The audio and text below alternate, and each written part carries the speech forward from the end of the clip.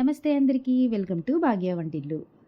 ఈరోజు నేతి పెసరట్టుతో మీ ముందుకు వచ్చేసానండి. దీనికోసం రాత్రే నేను పెసలు ఈ విధంగా గుండుపప్పు తీసుకుని బాగా ఒకసారి వాష్ చేసుకుని వాటర్ పోసుకుని చక్కగా నానబెట్టుకున్నానండి. సో రాత్రంతా నానబెట్టిన పెసల్ని మనం మరొక్కసారి వాష్ చేసుకుని అదంతా కడుక్కుని ఇదిగోండి మిక్సీలోకి తీసుకున్నాను. అలాగే కారానికి సరిపడగా నేనైతే 4-5 పచ్చిమిరపకాయలు, ఇంచు అల్లం తీసుకున్నానండి.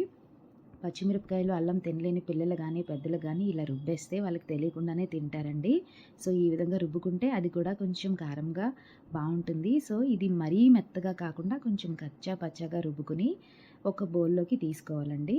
అండ్ దీంట్లో బెనిఫిట్స్ ఎన్ని ఉన్నాయంటే ఈవెన్ మనం బయటికి వెళ్ళినప్పుడు కూడా ఈ ఇడ్లీ, దోశ ఇలాంటివి తింటాం కదా, ఆ టైంలో కూడా మనం ఒక పెసరట్టు తింటే దానికున్న అది చేసే మేలే వేరండి. సో మీరు కూడా తప్పకుండా పెసరట్టుని అట్లీస్ట్ వారానికి ఒకసారి అయినా తినడానికి ట్రై చేయండి. ఇది చాలా మంచిది హెల్త్కి. సో ఈ విధంగా దీంట్లో కొద్దిగా వాటర్ వేసుకోవాలండి. మరీ ఎక్కువ వాటర్ వేసి దోశ బ్యాటర్లా చేసేసుకోవద్దు. ఇది కొంచెం మందంగా వేసుకుంటేనే బాగుంటుంది. సో ఈ విధంగా వాటర్ కన్సిస్టెన్సీ కలుపుకొని దాంట్లో కొద్దిగా సాల్ట్, కొంచెం జీలకర్ర వేసుకొని కలిపేసుకోవాలి. ఈ జీలకర్ర కూడా ఇక్కడ మిక్స్ అయిపోతుంది. సో మనం కలుపుకొని పక్కన పెట్టుకుంటున్నాం. ఇప్పుడు చట్నీ చేసుకుందామండి.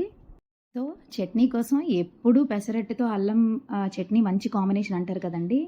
అల్లం పచ్చడే కాకుండా ఒక్కొక్కసారి ఇలా కూడా డిఫరెంట్గా చేసుకోవచ్చు. సో నేనైతే ఈరోజు బీరకాయ చట్నీ చేస్తున్నానండి. దీనికోసం 2 లేత బీరకాయలు చక్కగా వాష్ చేసుకొని పొట్టుతో పాటు చిన్న చిన్న ముక్కలుగా ఈ విధంగా కట్ చేసుకున్నానండి. సో ఈ విధంగా కట్ చేసుకున్న బీరకాయలన్నీ పక్కన పెట్టుకొని స్టవ్ మీద కళాయి పెట్టి కొద్దిగా ఆయిల్ వేసి ఆయిల్ వేడైన తర్వాత ఒక 3 టీ స్పూన్స్ శనగపప్పు తీసుకున్నానండి. అలాగే 10 ఎండుమిరపకాయలు తీసుకున్నాను. సో మన కారానికి తగ్గట్టు తీసుకుంటే 2 బీరకాయలకి కరెక్ట్గా సరిపోతుందండి 10 మిరపకాయలు.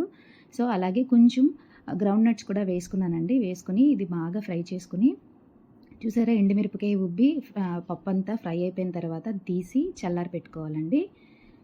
ఈ విధంగా ఒక ప్లేట్లోకి తీసి మనం చల్లారి పెట్టుకొని అదే కళాయిలో మనం ముందుగా ముక్కలు కట్ చేసుకున్నాం కదండి బీరకాయ, ఆ బీరకాయని కూడా ఇక్కడ వేసుకుని అది కూడా ఒక 2-3 నిమిషాలు బాగా కలుపుకుని ఫ్రై చేసుకోవాలి. ఈ స్టేజ్లోనే 2 టీ స్పూన్స్ నువ్వులు వేసుకోవాలండి. ఈ బీరకాయ నువ్వులు కాంబినేషన్ సూపర్గా ఉంటుంది.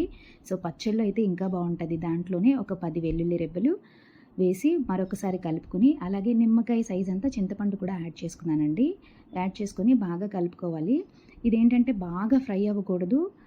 85% బీరకాయ కుక్ అయితే సరిపోతుంది. ఆ వాటర్తోనే మగ్గి బాగా కుక్ అయిపోతుంది. సో ఈ స్టేజ్ వచ్చిన తర్వాత మనం దీన్ని కూడా తీసుకుని ప్లేట్లో చల్లారి పెట్టుకోవాలండి.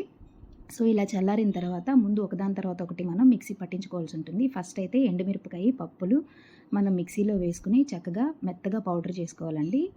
ఇలా మెత్తగా పౌడర్ అయిపోయిన తర్వాత బీరకాయ వేస్తే 2 కలిస్తే 2 కలిపి మాత్రం వేయకండి. అసలు మనకి నలగదు, ఈ పప్పులన్నీ అలా ఉండిపోతాయి. అందుకని ముందుగా పప్పుల్ని మనం మిక్సీ పట్టించుకుంటాం. చూసారా, ఈ విధంగా మెత్తగా పౌడర్లా వచ్చేస్తుంది.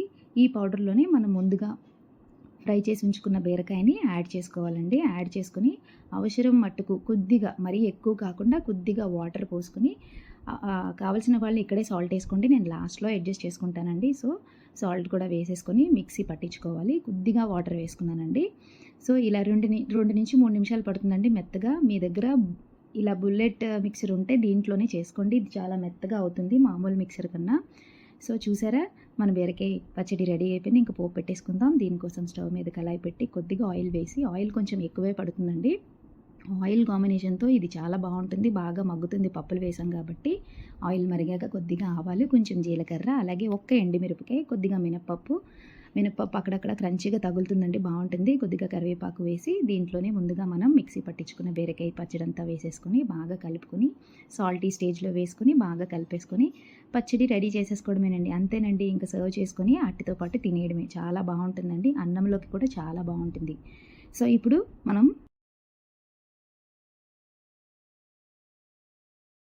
పెసరట్టు వేసుకుందామండి. దీనికోసం స్టవ్ మీద ప్యాన్ పెట్టి కొద్దిగా నెయ్యి ప్యాన్ అంతా స్ప్రెడ్ చేసుకుని మనం దీని మీద పెసరట్టు పోసుకోవడమేనండి. ఇలా మన దోశ షాప్లోనే వేసుకుని చూసారా, నేను మరీ పలుచగా కాకుండా కొంచెం మందంగానే వేస్తున్నాను.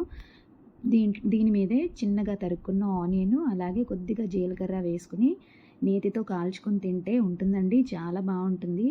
అండ్ మీకు అందరికీ ఒక విషయం చెప్తానండి. జనరల్గా మనం బేసిక్గా బయటికి వెళ్ళినప్పుడు కూడా ఎక్కువ పూరి, ఇడ్లీ లేకపోతే సాంబార్ ఇడ్లీ లేకపోతే దోస తింటాము. పెసరట్టు మాక్సిమం ప్రిఫర్ చేయరండి. జనరల్‌గా మనకి పెసరట్టులో ఉన్న విటమిన్స్ ఇంకా ఏ టిఫిన్స్‌లోని బయట దొరకవండి. కాబట్టి బయట తిన్నా సరే మాక్సిమం టిఫిన్స్ తినేటప్పుడు మీరు పెసరట్టే ప్రిఫర్ చేయండి. ఇది చాలా మంచిది హెల్త్‌కి. ఈవెన్ పిల్లలకి కూడా కడుపు ఉబ్బుతది అది ఇది అని అంటారు కదా! అలా ఏం కాదండి. ఇది ఫైబర్ రిచ్ ఫుడ్ చాలా మంచిదండి. హెల్త్‌కి చాలా ప్రోటీన్స్, విటమిన్స్ ఉంటాయి పెసలలో. సో, ఈ విధంగా డైరెక్ట్‌గా పునుకులు అవి ఏస్తే తినరు కదా పిల్లలు. ఇలా పెసరట్లు చేస్తే తింటారు.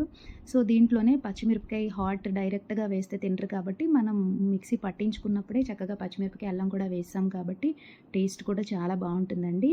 సో, ఈ విధంగా నెయ్యి వేసి మనం 2 వైపులా కాల్చుకుంటే క్రిస్పీగా బావుంటుంది. జనరల్‌గా అందరూ ఒక సైడ్ కాల్చుకుంటారు.